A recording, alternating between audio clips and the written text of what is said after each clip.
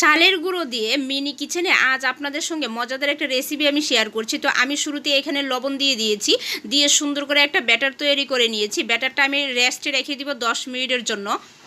আমি একটা পাতিলে পানি নিয়েছি, দিয়েছি বাফ করার জন্য একটা পাতিলটা আমি দিয়ে, কিন্তু পাতিলটাতে যেন বাফ বের না হয় এজন্য আমি আটা দিয়ে ছিদ্রটা বন্ধ করে দিচ্ছি।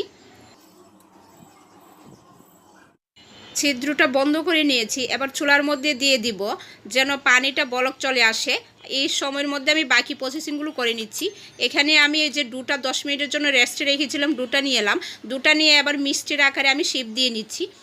চাইলে গুলো করা যাবে, বাট আমি মিষ্টির আকারে দিয়ে দিচ্ছি। আমার সবগুলো মিষ্টি হয়ে গেছে। এবার যে পানিটা রেখেছিলাম এটার মধ্যে বলক চলে আসছে, আমি একে একে সবগুলো দিয়ে দিচ্ছি। আমার সবগুলো দেওয়া হয়ে গেছে। এবার একটা ডাকনা দিয়ে সুন্দর করে রেখে দিচ্ছি 10 মিনিটের জন্য। তো 10 মিনিটের মধ্যে আমি আর ডাকনাটা খুলে নাই, 10 মিনিট পরে খুলে দেখলাম যে হয়ে গেছে। এবার আমি এটা নামিয়ে নিব। তো নামিয়ে নিচ্ছি। ধনিয়া পাতাটা কুচি কুচি করে নিচ্ছি, কারণ ধনিয়া পাতার ফ্লেভার আমার খুব ভালো লাগে, তাই আমি ধনিয়া পাতা দিচ্ছি।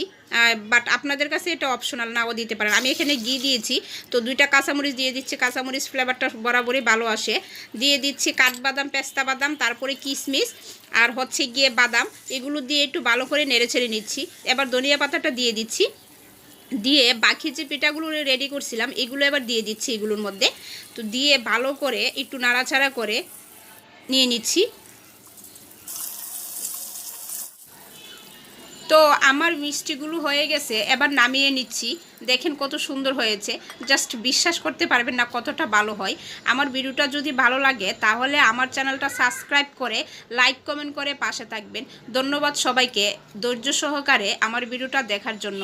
দেখা হচ্ছে নেক্সট কোনো ভিডিওতে। ওকে, টাটা, বাই বাই।